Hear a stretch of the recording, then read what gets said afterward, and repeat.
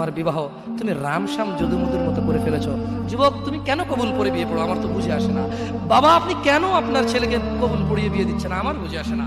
আপনার মেয়ে হলুদ কাপড় পরে, মাথার মধ্যে খোপা দেয়, 3 জন এসে দুধ খাওয়ায়, 4 জনে কোলে নিয়ে নেয়, 6 জনে গান বাজায়, 10 জন এসে হলুদ মাখে, শুধু বুঝি মৌলবি দিয়ে কবুল পড়ালে বুঝি মুসলিমের বিয়ে হয়?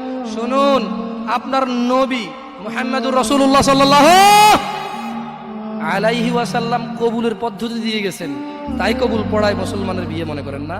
কিন্তু বাকি যেগুলো করেন এগুলো কার পদ্ধতি? কার? মিথ্যা কথা বলবেন না। হুজুর ডেকে খুতবা পড়ে কবুল পড়ে বিয়ে কার পদ্ধতি?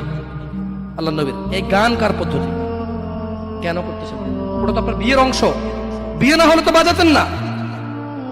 বিয়েকে কেন্দ্র করে যেমন কবুল বলছেন, বিয়েকে কেন্দ্র করেই তো গানটা বাজাচ্ছেন। কয়জন নবীর উম্মত আপনি? আপনার নবীর নাম কি? কি আমার নবীর নাম মুহাম্মদুর রাসূলুল্লাহ সাল্লাল্লাহু আলাইহি ওয়াসাল্লাম।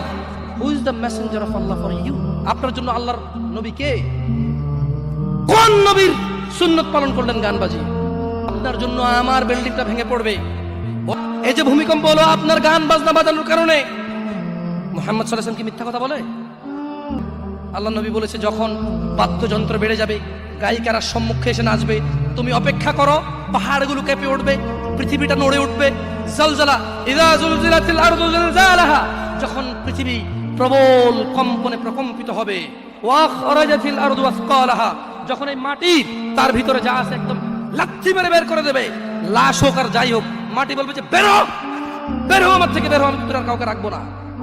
আল্লাহর দিকে তাকিয়ে বন্ধ করেন, আল্লাহর দিকে তাকিয়ে বন্ধ করেন। আপনার বাড়িটা যদি ভেঙে ফেলার তো ইচ্ছা, বুলডোজার এনে ভেঙে ফেলেন, কেউ ধরবে? কেউ জিজ্ঞেস করবে আপনাকে? আপনি গান বাজনা শুনে ভাবে পৃথিবীতে বিপর্যয় নিয়ে আসতেছেন।